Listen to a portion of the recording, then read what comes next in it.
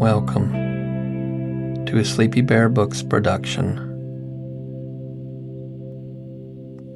Before we begin, take a moment to pause. There's nothing you need to do, nothing you need to solve, nothing you need to hold on to.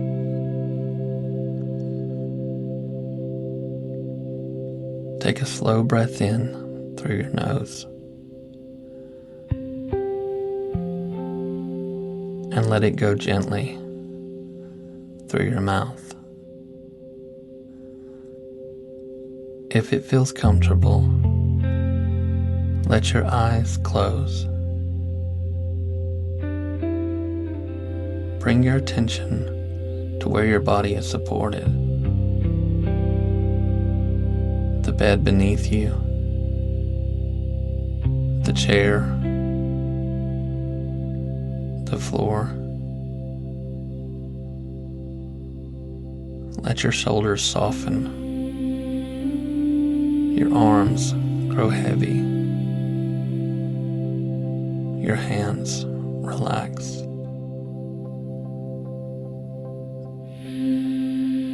In a moment, the story will begin. You don't need to listen closely. Just let the words drift by as you rest.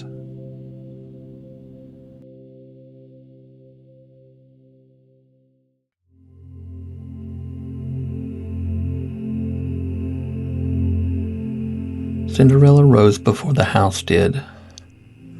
She learned the shape of the morning in the dark, how the floor felt beneath bare feet, where the cold lingered longest, which corners needed tending first.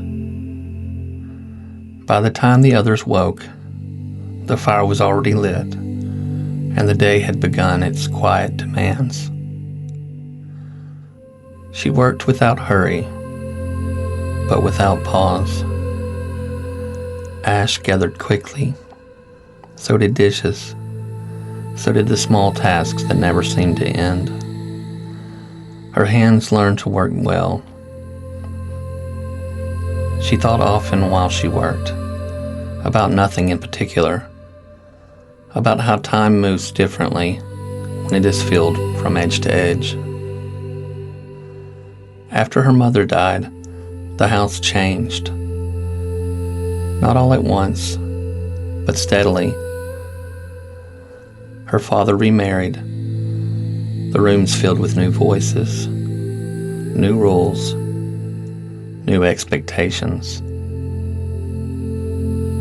Her stepmother noticed everything: dust on the shelf, creases in fabric, a pause that lasted too long. The stepsisters learned early that there was someone beneath them. They gave orders lightly. They laughed easily. "Do it again," one would say, when something was already clean. "Slower," said another, when Cinderella moved too quickly past them. They did not strike her. They did not shout. They simply assumed. And assumption, Cinderella learned, could be heavier than anger. She slept near the hearth. There was no real bed for her anymore, just a place beside the fire, where warmth lingered after the embers faded. Ash clung to her clothes, to her hands, to her hair. One evening, one of the stepsisters laughed softly and said she looked like she belonged there. "Cinderella," she called her. The name stayed, not because it was spoken often, but because no one corrected it. Cinderella heard it and thought about how names can settle, like dust, when left undisturbed. She worked from morning until night. She carried water. She scrubbed floors. She mended what others tore. When the house grew loud with plans and desires, she stayed quiet. Not because she was meek, but because quiet gave her room to think. She learned how to disappear without leaving. In the evenings, when the day's work was finally finished, Cinderella liked to stand near the window. The fire would soften into a steady warmth. The house would breathe more slowly. She watched the sky change, not all at once, but gradually, as though it were thinking.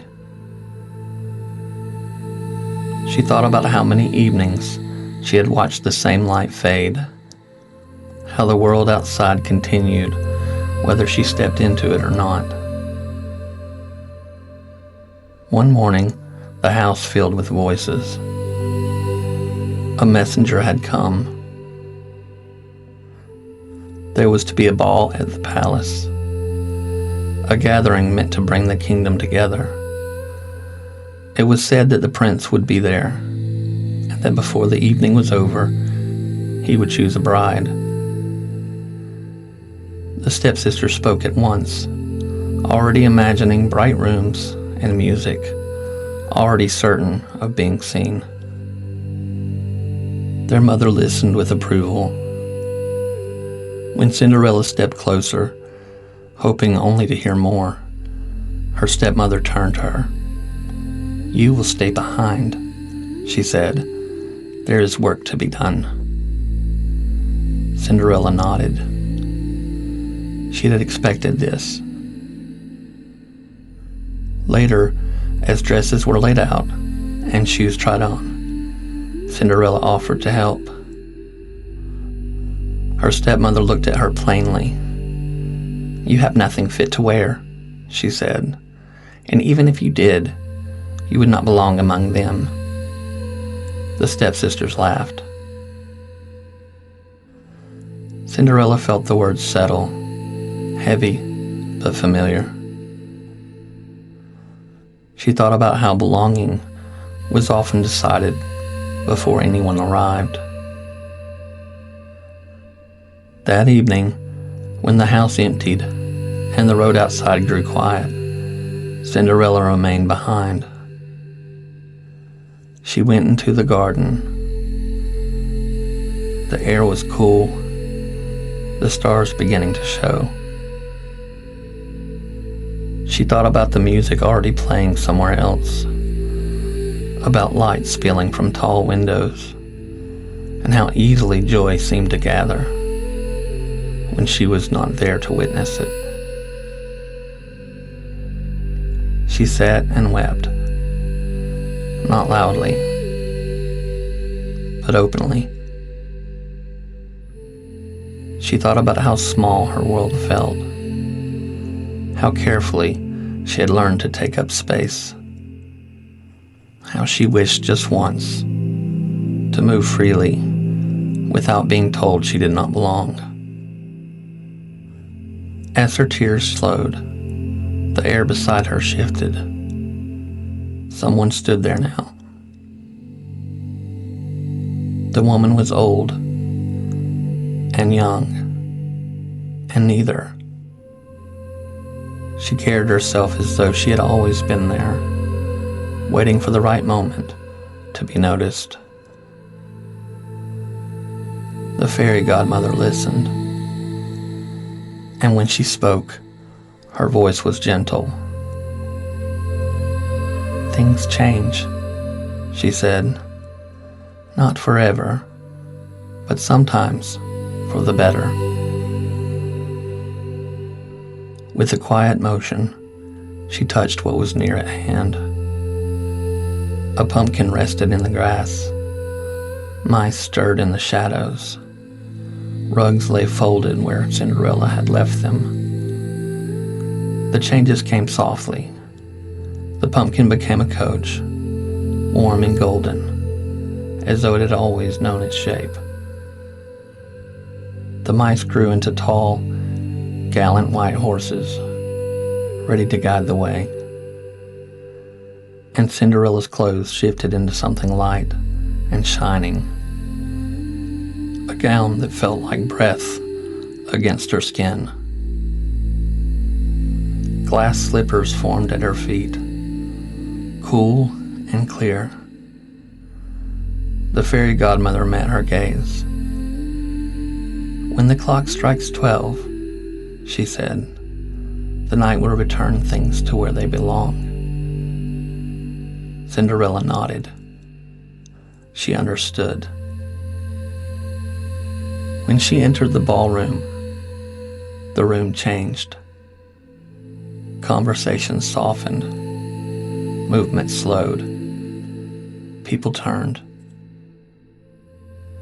Cinderella felt the eyes on her, curious, wondering. She moved as though the floor recognized her. Whispered followed her steps. Admiration gathered. Envy settled quietly behind it. The prince saw her at once. He crossed the room and held out his hand. They danced. Once, and then again. The music continued, but the evening seemed to narrow around them, as though it had chosen its center. He danced with her, and only her. The rest of the room watched. Cinderella noticed the glances, the shifting expressions, the attention she had never known before. She did not feel triumphant. She felt present. She thought about how rarely she had been chosen before. As the night deepened, she noticed the sound beneath the music. A steady marking of time. The clock stood tall at the far end of the room, its face bright in the candlelight. She watched the hands move, not quickly, not urgently, but deliberately. When the clock began to strike, she stepped back, not in fear, but with care. The chimes followed her as she moved away, each one a quiet reminder. She did not look back. On the palace steps, one glass slipper slipped free and remained behind. When the clock finished striking 12, the night released its hold. Cinderella reached home just as the world returned to its earlier shapes. The coach faded. The gown softened back to familiar cloth. She stood quietly in the empty room. The fire was low, the floor cool beneath her feet. For the first time that evening, she was alone. She sat near the hearth and rested her hands in her lap. The memory of the night moved gently through her. The light, the music, the ease of being chosen without asking. She smiled to herself, not broadly, just enough. She thought about how the night would stay with her, even here, especially here. The next morning, the prince held the glass slipper carefully. He thought about the woman who had worn it, the calm in her movement, the way the evening had felt complete in her presence. He ordered the slipper carried throughout the kingdom, he would find her. When the messengers arrived at Cinderella's house, the stepsisters hurried forward. They tried to slip her on, one after the other.